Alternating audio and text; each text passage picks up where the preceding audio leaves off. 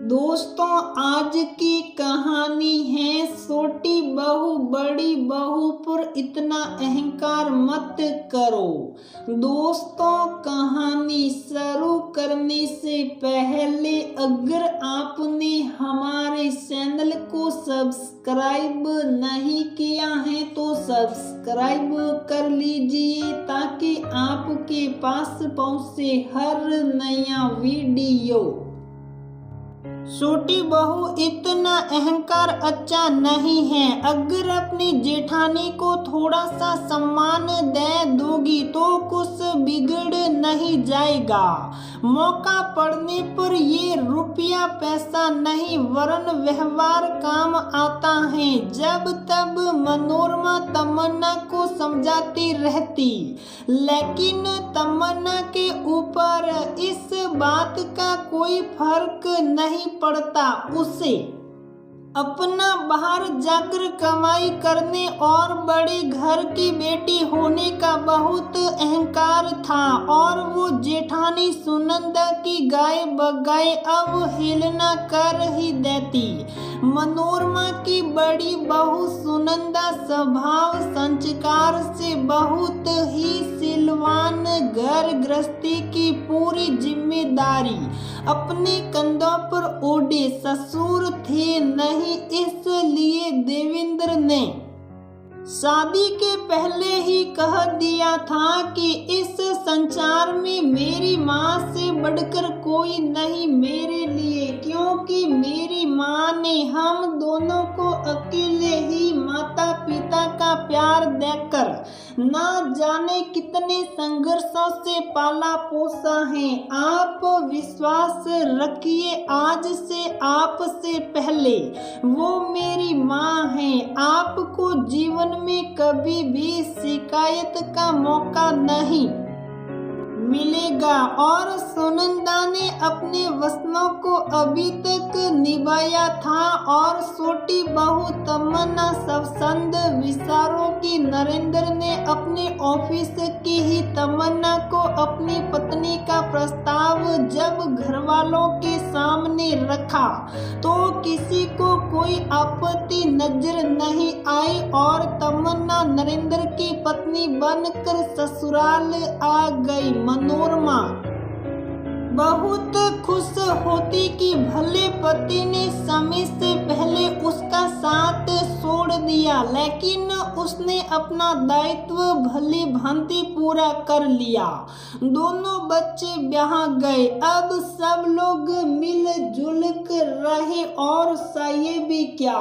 समय के साथ मनोरमा के घुटनों में बहुत दर्द भी रहने लगा था। संघर्ष में व्यक्ति समय से पहले ही बूढ़ा हो जाता है। हालांकि देवेंद्र ने मनोरमा का बहुत इलाज करवाया, लेकिन उम्र का तकाजा कह लीजिए कि मनोरमा बहुत कम चल फिर पाती और बाहर निकलना तो उसका लगभग बंद ही हो गया। तमन्ना को अपनी नौकरी करने का बहुत अभिमान था, इसलिए घर के किसी काम में हाथ नहीं लगाना चाहती। मनोरमा टोकती भी कि सुनंदा सुबह से अकेले रसोई में जुट पड़ी है, थोड़ा बहुत उसका हाथ बटा लो, लेकिन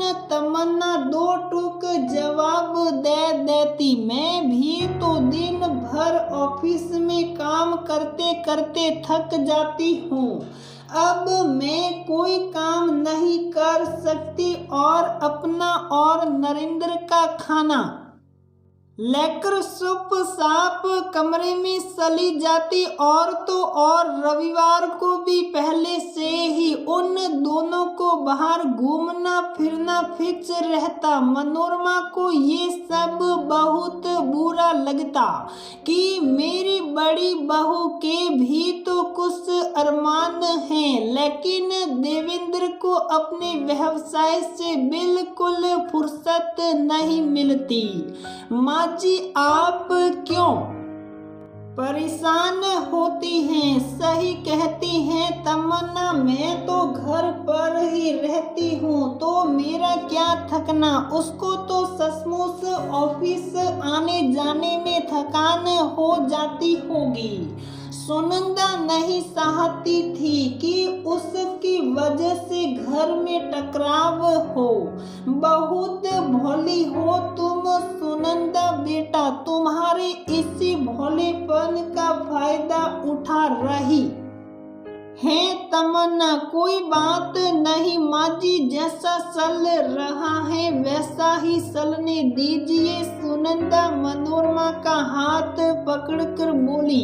अमीर घर की तमन्ना पहले ही नहीं मध्यम वर्गीय परिवार की सुनंदा से सीधे मुंह बात करती थी, लेकिन अब तो तमन्ना बात बेबात पर सुनंदा को जवाब भी देने लगी थी और सुनंदा उस का अवाक खड़ी मुंह देखती रह जाती। तमन्ना घर परिवार में सबको साथ लेकर चलना चाहिए। भगवान ना करे भविष्य में कभी जरूरत पड़ गई तो कोई काम भी नहीं आएगा।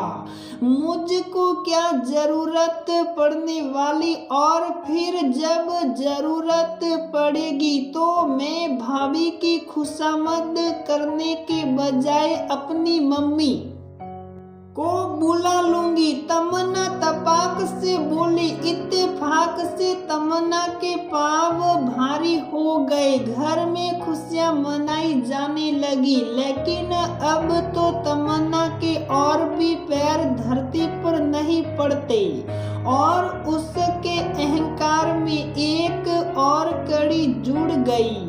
इसीलिए सुनंदा को अब तो वो बिल्कुल भी नहीं गिनती, क्योंकि सुनंदा अभी इस परिवार को वारिस भी नहीं दे पाई थी। समय व्यतीत होने लगा। धीरे धीरे प्रसव का समय भी नजदीक आ गया।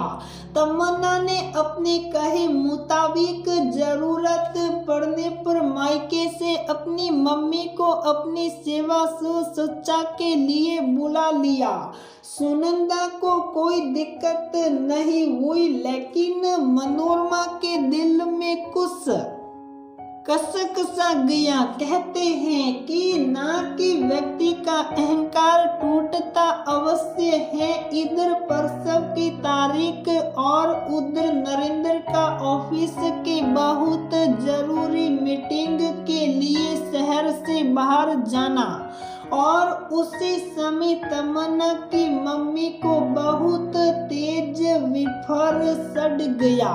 अचानक रात में तमन्ना के बहुत तेज दर्द उठा और वो कहराती हुए मनोरमा के पास आई। मम्मी जी, लगता है मुझको अभी अस्पताल जाना पड़ेगा। मम्मी के तो बहुत तेज बुखार है, आप भाभी को बुला दीजिए।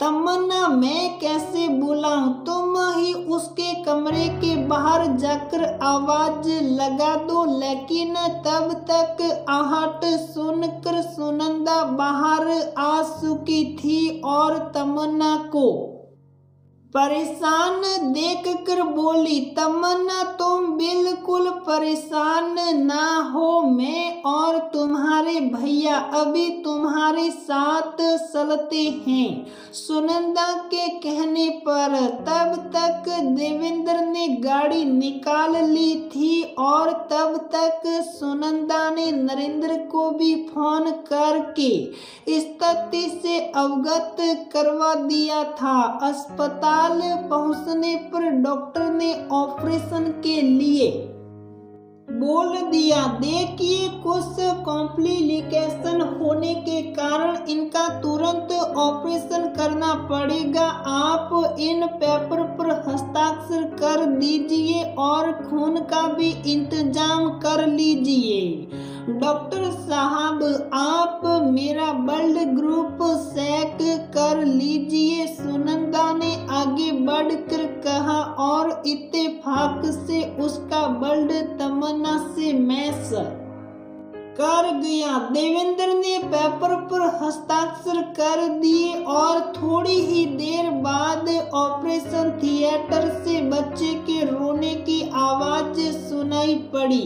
मुबारक हो, एक नन्ही मुन्नी परी ने जन्म लिया है। देवेंद्र और सुनंदा ने हाथ उठाकर भगवान को धन्यवाद दिया। तमन्ना को ऑपरेशन थिएटर से रूम में शिफ्ट कर दिया गया और होश आने पर तमन्ना अपने व्यवहार पर बहुत शर्मिंदा थी। भाभी, मुझे माफ कर दीजिए, शायद भगवान ने जानबूझकर ये स्थिति उत्पन्न की थी क्योंकि मैं बहुत ज्यादा अहंकारी हो गई थी। बात बात पर आपका अपमान करने से भी नहीं सूखती थी, किसी को कुछ समझती भी नहीं थी कि मुझको किसी की सहायता की क्या जरूरत। भगवान ने मेरा अहंकार सूर सूर कर दिया, लेकिन मुझे विश्वास है कि आप अपनी छोटी बहन को अवश्य माफ कर देगी।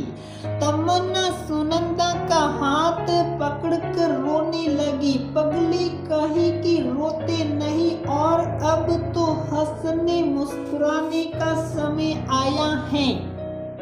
देखो कैसे नन्ही परी तुम्हारा टुकुर टुकुर मुँह ताक रही है। मेरे मन में तुम्हारे लिए कोई भी मैल नहीं था और ना है। मैंने हमेशा तुमको अपनी छोटी बहन ही माना क्योंकि मेरे तो कोई छोटी बहन थी नहीं, इसीलिए भगवान ने मुझको छोटी बहन तुम्हारे ही रूप में दी थी। भूल जाओ सब बातों को क्योंकि तुमने सुना ही होगा कि समा बढ़न को चाहिए सोटन को उत्पात, इसलिए मुझे कोई गिला शिकवा नहीं है और तुम अब खूब खुश रहो क्योंकि परी को दूध भी तो पिलाना है कि नहीं। सुनंदा ने तमन्ना को लेटे लेटे ही गले लगा लिया। थैंक्स भाभी।